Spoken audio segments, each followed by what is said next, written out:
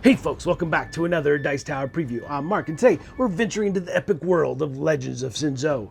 Brought to you by ZMC5 LLC. This one is for 2 to 6 players, ages 14 and up, with games generally running about 90 to 150 minutes. So grab your gear, rally your courage, and join me as we dive in for a thematic journey through this game of myth, strategy, and legendary battles.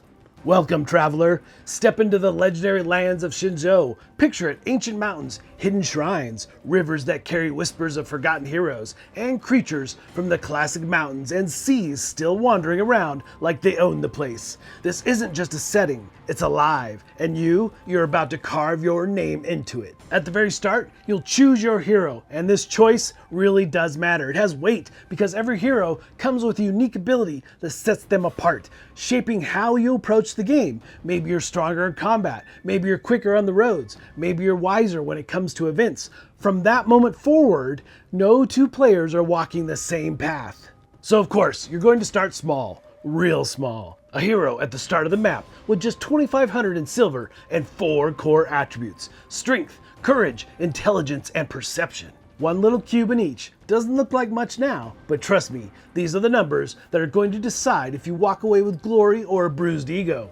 Over the course of your journey, you'll raise these skills through battle, training, and key events, unlocking more options and improving your chance in the toughest challenges ShenZhou has to offer. And these minis, they're not just pawns on a board. We're talking gorgeous Eastern-style sculpts, heroes, beasts, the works right here on the table. You'll roll to see who goes first, highest wins, and then the game moves clockwise. On your turn, this is where the adventure happens. You grab your gear, spur your mount forward, wind in your face, and silver jingling in your pouch. Maybe you'll head to the city to buy weapons, shields, mounts, or those mysterious supply cards you keep secret from everyone else. Maybe you push into the wilds, hunting silver and sharpening your skills. Or maybe you charge straight into the arena, ready to prove you've got what it takes. Every space could be a gift, or it could be a trap. The markets are where the magic happens. You'll need to gear up to survive this world. Weapons that hit harder, shields will keep you standing, mounts open up the map, and supply cards, well, they're the sneaky stuff, face down just for you. Could be the perfect card to win a duel, or that last push to drop a beast. Or maybe it's nothing. Let your rivals sweat trying to guess. Of course, the road's not all shopping trips and sightseeing. Event spaces can change your whole plan in a heartbeat. Sometimes you might just meet a villager who slips you a treasure. Sometimes it's a flood and you're halfway across the map before you know it. Creature spaces are even worse. You pull a card, boom, monster in your face. Each one's different, each one's dangerous. Do you fight? Do you run? That's your call.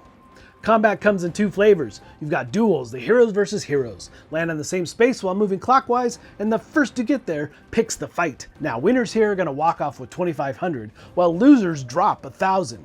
You can't duel in start, shops, treasures, or boss spaces, and you can't keep picking on the same person every round. Creature battles, those are arena showdowns or wild encounters. Win and you'll get silver, items, maybe skill upgrades. Lose and yeah, it's gonna hurt. The big bosses, they'll be tucked away until the end. When battle begins, each fight plays out through dice and attribute checks. Your skills, your weapons, and sometimes even your secret supply cards all come into play. Against a creature, you'll roll and compare against the number listed on its card, with your attributes hopefully tipping the odds in your favor. In duels, it's head-to-head, with players drawing on their hero's abilities to outlast or outsmart their opponents. Victory means rewards, silver, new items, or skill growth, while defeat can cost you dearly. Every clash is a test of preparation, luck, and nerve. However, battles aren't just about dice and stats. Action cards can be played during combat, giving you sudden boosts, clever tricks, or nasty surprises for your opponent. Maybe you turn a failed roll into a success. Maybe you boost your strength at the perfect moment. Or maybe you foil your rival's big play. These cards keep every fight unpredictable, and they make even a simple clash feel like a story worth retelling. And then we have the end game, the 3 trials of fate. This is the ultimate boss battle. You can go early, gamble on what you've got, or wait and level up. Get the gear, but you gotta make sure you're ready. However, if you wait too long and somebody else swoops in, they could steal the win. The The thing is, ShenZhou isn't just a board game, it's alive. One game you're teaming up with a rival to take down a massive creature. Next minute, you're racing them to the next fight. Variable powers keep every hero very unique, and multi-phasic turns keep you thinking ahead. And with events, creatures, deals, and betrayals flying around, no two games are ever the same. So in one game, you're the arena champion, another the beast slayer of the northern wilds. In ShenZhou, the stories change every time, but only one will be remembered. The creatures are real, the rivals are cunning, the glory's there for the taking. The question is, will your story be the one they tell when the dust settles over the mountains and rivers of ShenZhou? Alright folks, just a reminder once again, this has been a Dice Tower paid preview, and everything you've seen has been in prototype form, so keep a close eye on the campaign for any changes that still may occur. Now with that said, there's some really interesting things going on in this game. One big one that I really enjoy is the vast amount of heroes to choose from as you can adventure through this game and use. So again, it's going to change up how you play every time based on the hero and what kind of gear that you end up with as you increase your stats by moving around the field and adventuring and going into battles and duels and all those things that you'll be doing, and some really interesting aspects around how this map lays out and how you navigate this world for sure.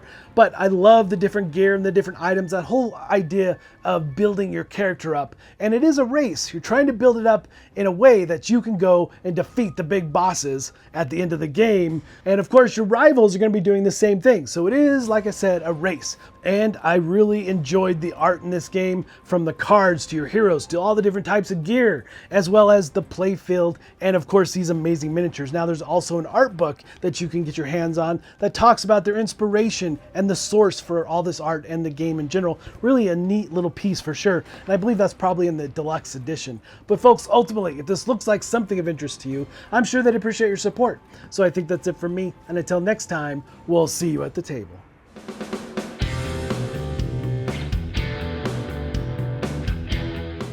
Hey everybody, thanks for watching this video. If you like this review or whatever you just watched, wasn't it amazing? Check out our channel, Dice Tower.